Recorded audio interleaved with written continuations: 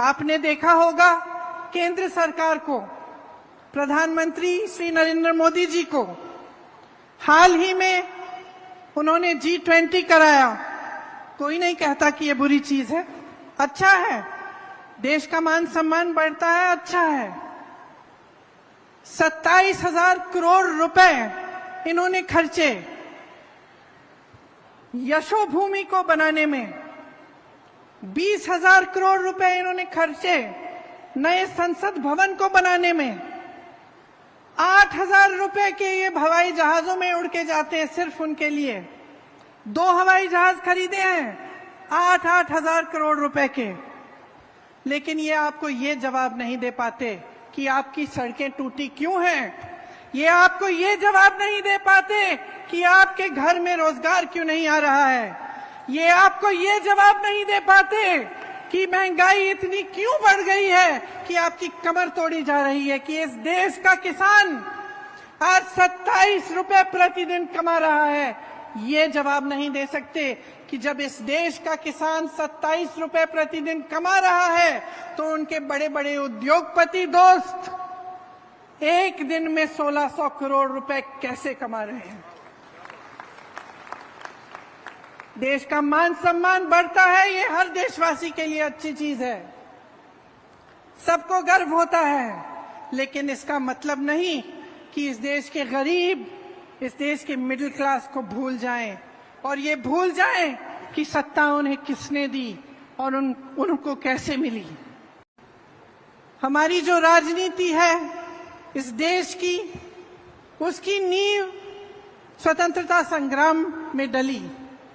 पंडित जवाहरलाल नेहरू के साथ ऐसे महापुरुष थे जो आजादी के लिए लड़े और उन्हीं के असूलों से,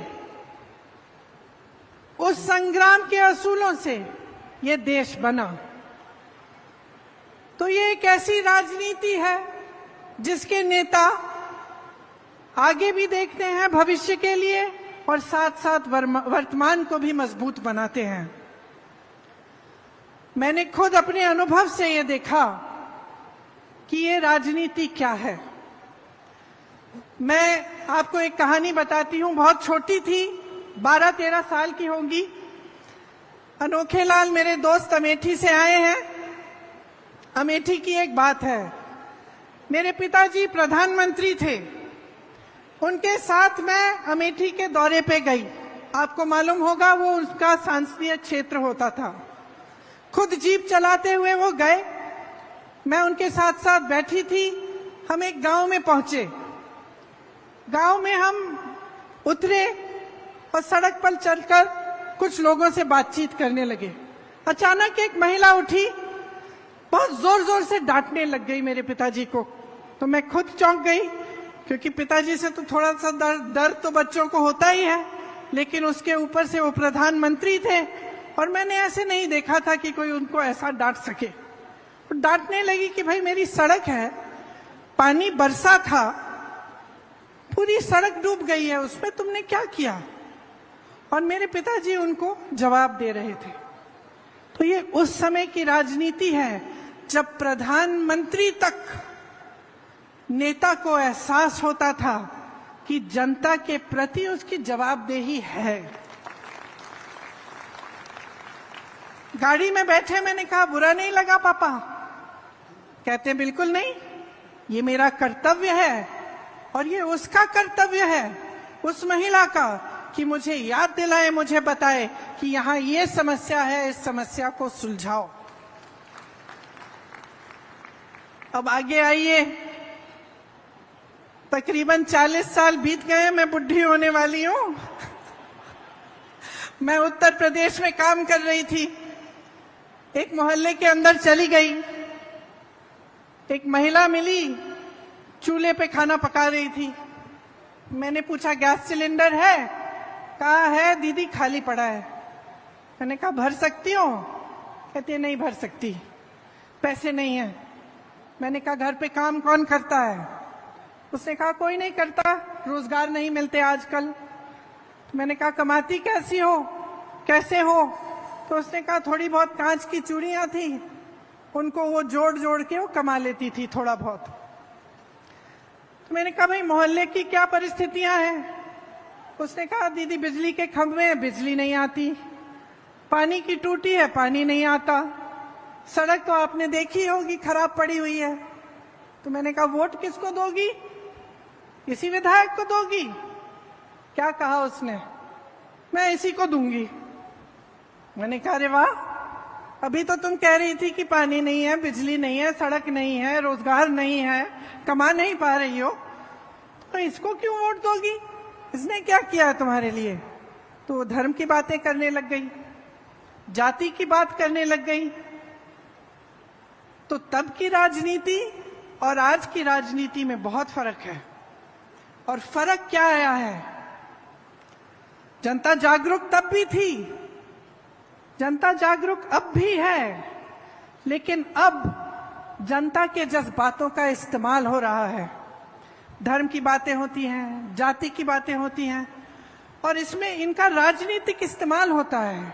और इनका राजनीतिक इस्तेमाल इसलिए होता है क्योंकि जब आपका ध्यान उस तरफ होता है जहां आपके जज्बात है, आपका धर्म है, आपकी जाति की बात है, तो आप नहीं पूछेंगे कि मेरी सड़क तुमने ठीक क्यों नहीं की, तो आप नहीं पूछेंगे कि मेरे लिए पानी क्यों नहीं आ रहा है, मेरी यहां टूटी में पानी क्यों नहीं आ रहा है, तो आप नहीं पूछेंगे कि मेरे पति के लिए, मेरे लिए आपने रोजगार क्यों नहीं दिलवाया। और ये एक साजिश है, एक बहुत बड़ी राजनीतिक साजिश है, जिससे आप सबका ध्यान भटकाया जाएगा ताकि आप सही सवाल नहीं उठा पाएंगे। आज की राजनीति, अफसोस की बात है, लेकिन यही राजनीति चल रही है। सबसे पहले तो आप कह रहे थे बघेल जी कि मेरी बातें सुनना चाहते हैं। सबसे पहली बात मैं ये बता दूं कि बचपन में मैंने पिट्ठू, कंचे, गुल्ली डंडा, स्टापू सब खेला। और महिलाएं की मीटिंग है, महिलाओं की मीटिंग है तो बहनें हमेशा लड़कों को हराती थी। आज यहां आकर मुझे बहुत गर्व महसूस हो रहा है। ये भिलाई है 1955 में पंडित जवाहरलाल नेहरू जी ने यहां जो स्टील प्लांट है उसकी नींव डाली, और आज जो भिलाई है वो इस पूरे देश के लिए एक मिसाल है। यहां पूरे देश भर से लोग आते हैं काम के लिए, एक साथ एकजुट होकर आप सब रहते हैं, और एक तरह से जो आधुनिक भारत है उसकी नींव यहीं पे डली। ये आपकी मेहनत, आपका जज्बा और आपकी पहचान का मिसाल है। देश की उद्यमशीलता और आत्मनिर्भरता के सपने का प्रतीक है। यहां खड़े होकर देश के एक एक वासी को गर्व महसूस होना चाहिए और होता होगा। आजकल महंगाई इतनी बढ़ गई है कि मेरी बहनों, मैं जानती हूं आप पर बोझ बहुत ज्यादा भारी हो गया है। जब घर पे कोई बीमार पड़ता है, कोई आपत्ति आती है, तो बहुत घबराहट होती है कि किस तरह से हम संभालेंगे। आप बाहर जाते हैं कुछ खरीदने के लिए, खाना बनाने के लिए, तो लगता है कि आधी चीजें खरीदने के बगैर वापस आ जाएंगी, क्योंकि महंगाई इतनी बढ़ चुकी है। गैस की सिलेंडर की बात की मैंने, तेल की बात की, ये सब देश में इन सब की कीमत इतनी बढ़ चुकी है कि गरीब और मिडिल क्लास के लोग पिस रहे हैं इस महंगाई में। लेकिन इस बीच छत्तीसगढ़ की सरकार जो है उसने आपकी राहत के लिए और आपकी मदद के लिए बहुत कार्य किए हैं। आज छत्तीसगढ़ का किसान खुश है। खेती उसके लिए एक लाभ का जरिया बन गया है। शायद आपको मालूम नहीं होगा, लेकिन सिर्फ छत्तीसगढ़ में ही, पूरे देश भर में सिर्फ छत्तीसगढ़ में खेती करने वाले लोग बढ़ रहे हैं। बाकी सब जगह किसान त्रस्त है, परेशान है। महंगाई की वजह से, डीजल के दाम की वजह से, खाद यूरिया के दाम बढ़ने की वजह से बहुत कम कमा पा रहा है। यहाँ राजीव गांधी किसान न्याय योजना के तहत देश में सबसे ज्यादा धान की कीमत छत्तीसगढ़ में ही मिल रही है। गन्ना, मक्का, कोदो, कुटकी, रागी, दलहन, तिलहन, इनके किसानों को अतिरिक्त लाभ भी हो रहा है। मिलेट, जिसके बारे में किसी ने पहले सुना ही नहीं होगा, आज उसका कितना लाभ आप सबको मिल रहा है। आज छत्तीसगढ़ का नाम देश भर में जाना जाता है और आपके प्रदेश का सम्मान हर रोज बढ़ते चले जा रहा है। आप सब ने अक्सर सोचा होगा कि सत्ता के पीछे लोग बहुत दौड़ते हैं, खासतौर से नेता लोग बहुत दौड़ते हैं। और मैंने अपने अनुभव में देखा है कि कई ऐसे नेता होते हैं जो सत्ता के लिए ही उत्सुक होते हैं, महत्वाकांक्षी होते हैं और सत्ता इसलिए चाहते हैं ताकि उनका मान सम्मान बढ़े, उनके पैसे इकट्ठे हों, उनके बड़े बड़े महल बने। वो एक तरह का नेता होता है। लेकिन एक अलग तरह के नेता भी होते हैं जो सत्ता इसलिए चाहते हैं क्योंकि उस सत्ता के जरिए जनता की भलाई कर पाएंगे।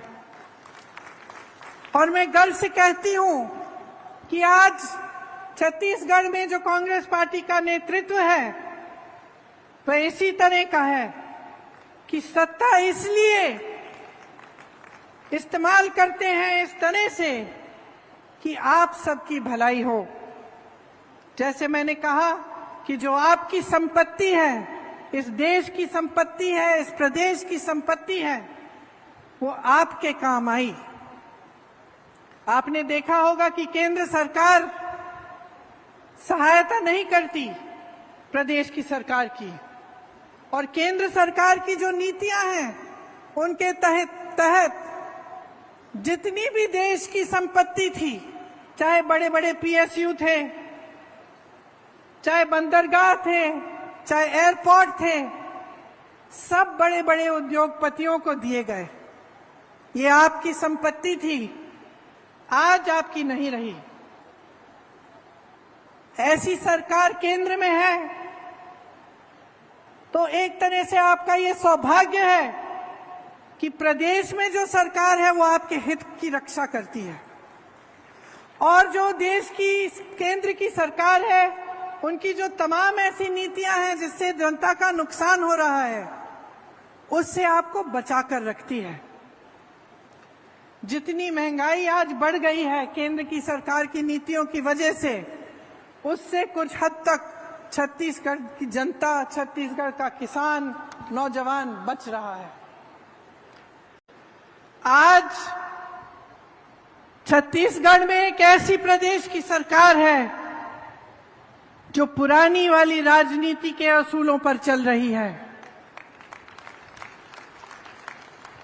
केंद्र की सरकार ने गरीबों और मिडिल क्लास से छीना है और छीन के अपने बड़े बड़े उद्योगपति मित्रों को सींचा है। छत्तीसगढ़ की इस प्रदेश सरकार ने एक एक पैसा आपके जेब में वापस डाला है।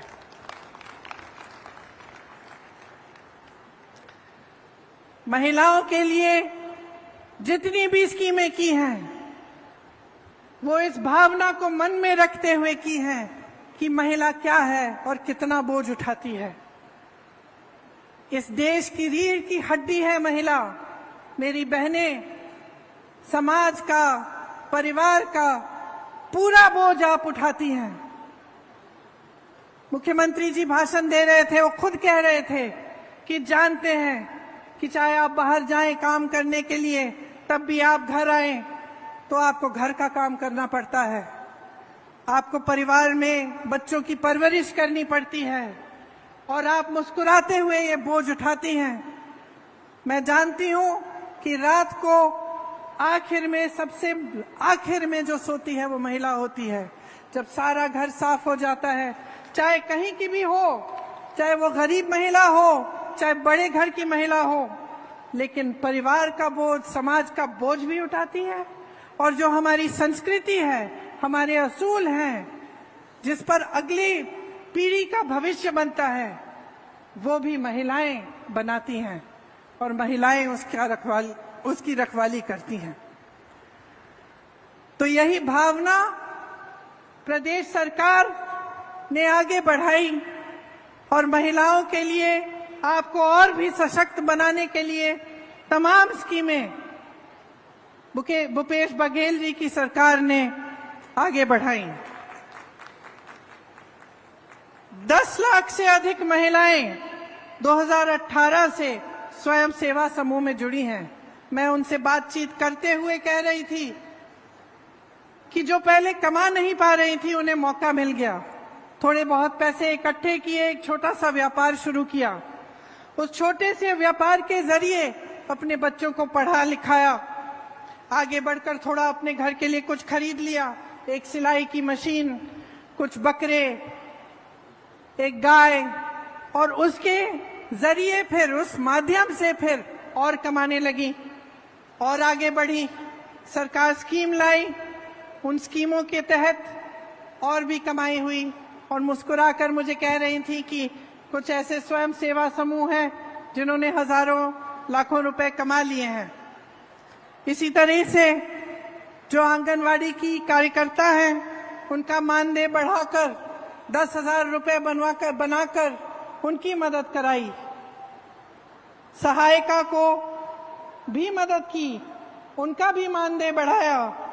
मिनी आंगनवाड़ी की कार्यकर्ताओं का भी 7,500 तक बढ़ाया। मितानिन बहनों की प्रतिमाह 2,200 रुपए की आय उनको भी दिलवाई। मुख्यमंत्री सुपोषण अभियान से जो कुपोषित महिलाएं हैं, उनका भी लाभ हुआ। दाई दीदी क्लिनिक शुरू करवाई, जिससे महिलाओं के लिए महिलाओं द्वारा संचालित क्लिनिक बनी, जिससे निःशुल्क इलाज हो रहा है। महतारी जतन योजना एक ऐसी योजना जिससे गर्भवती महिलाएं को अच्छा भोजन मिलता है, उनको पौष्टिक भोजन मिलता है। सरकारी स्कूलों में लड़कियों को स्नातक तक मुफ्त शिक्षा दिलवाई। स्वामी आत्मानंद स्कूल में 50% महिला का आरक्षण हुआ। मैं कुछ छात्राओं से मिली, इतनी खुश लग रही थी, कह रही थी इंग्लिश मीडियम स्कूल है, बहुत खुश थी, उनपे अपने आप पर गर्व था। महिला स्वयं सहायता समूह में करोड़ों के लोन माफ किए गए। मुख्यमंत्री नोनी सशक्तिकरण सहायता योजना से श्रमिकों की बेटियों को 20,000 रुपए की आर्थिक मदद मिली। गौठान समितियों में हजारों महिलाओं को रोजगार मिला। मिशन क्लीन सिटी परियोजना के तहत हजारों महिलाएं कार्यरत हुईं और ऐसी बहुत सारी और स्कीमें प्रदेश सरकार ने खास तौर से मेरी बहनों के लिए लागू की। ये सब इसलिए हो रहा है क्योंकि छत्तीसगढ़ की सरकार का आपके लिए एक विजन है और वो आज तक सीमित नहीं है। वो आपके आज को मजबूत बनाना चाहते हैं और आपके कल को भी बुलंद बनाना चाहते हैं।